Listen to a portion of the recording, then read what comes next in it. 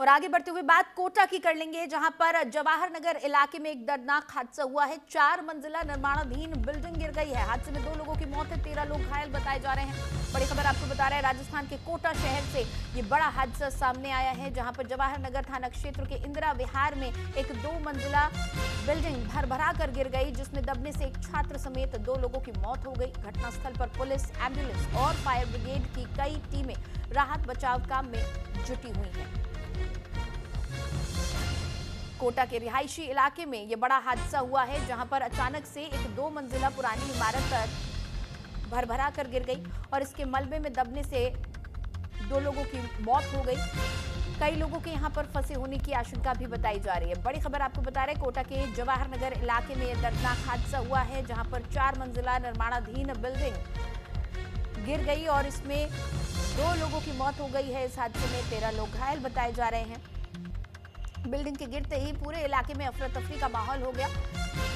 जैसे ही बिल्डिंग गिरी, पहले लोगों को कुछ पलों तक समझ ही नहीं आया कि आखिर हुआ क्या है, लेकिन जब तक लोग समझ पाते तब तक कई लोग इसके मलबे के नीचे दब गए थे। रेस्क्यू ऑपरेशन चलाया गया और 13 घायलों को यहां से निकाला गया है। 2 लोगों की मौत की खबर सामने आई है। तस्वीरें हम आपको दिखा रहे हैं, किस तरीके से चारों तरफ सिर्फ और सिर्फ मलबा पड़ा हुआ नजर आ रहा है। 4 मंजिला ये इमारत थी जो भरभरा कर गिर गई और घटनास्थल पर पुलिस, एम्बुलेंस, फायर ब्रिगेड तमाम टीमें राहत और बचाव कार्य में जुटी हुई हैं। तस्वीरों में आप देख सकते हैं, अभी मलबा हटाए जाने का काम जारी है।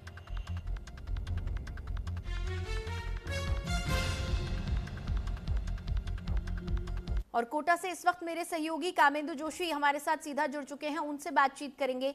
कामेंदु, क्या कुछ जानकारी मिल पा रही है इस बिल्डिंग के गिरने के पीछे की वजह का खुलासा क्या अब तक हो पाया है?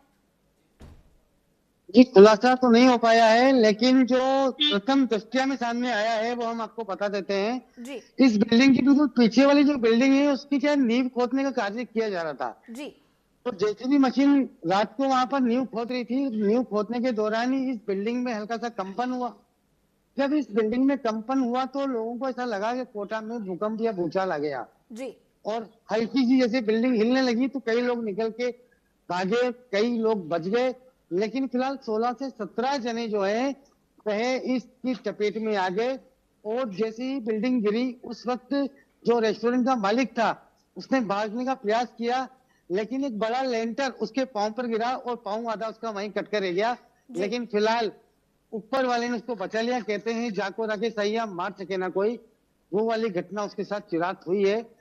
और 2 व्यक्ति और जिनको अपन कह सकते हैं, एक तो 12 साल से 13 साल का भिक्षावृत्ति करने वाला बच्चा था जो वहां पर आया था, उसकी भी दबकर दर्दनाक मौत हो चुकी है। जी इसी के साथ कोटा में कोचिंग कर रहे छात्र की, जिसका नाम अजय है, जी बंगाल का रहने वाला है। मैं आपको फिर बता देता हूँ, 30 वर्षीय छात्र जो कि कोटा में रहकर कोचिंग कर रहा था, जी नाम अजय है और बंगाल का रहने वाला है। वह उसकी माँ के साथ वहीं खाना खा रहा था, लेकिन उसकी भी दबकर दर्दनाक मौत हो चुकी है। और उसकी माँ को अभी तक ये मालूम नहीं है कि मेरे बेटे की मौत हो चुकी है। उसकी माँ भी प्राइवेट अस्पताल में जिंदगी और मौत के बीच लड़ रही है। कामेंदु, ये इस पूरे दर्दनाक मामले में हादसा। प्रशासन का क्या कहना है? आपने बताया कि पास की बिल्डिंग में यहाँ पर नींव खोदने का काम चल रहा था, तो इसमें प्रशासन अब क्या कह रहा है कि वहां पर क्या नियमों की अनदेखी की जा रही थी? कैसे ये हादसा घटित हो गया? कि देखिए, यदि हम प्रशासन की बात करते हैं तो प्रशासन केवल एक ही बात कहता है कि जांच करवाई जाएगी।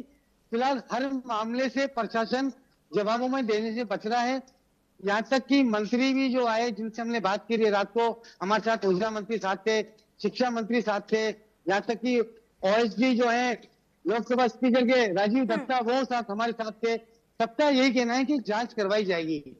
ठीक है, लेकिन जांच किस चीज की करवाई बिल्कुल जाएगी जांच ये अभी तक करवाई सामने जाएगी। नहीं। जांच में क्या सामने आएगा ये सब बाद में देखने वाली बात होगी, लेकिन फिलहाल कुछ जिंदगियां इस लापरवाही के भेंट चढ़ गई हैं। बहुत शुक्रिया कामेंदु इस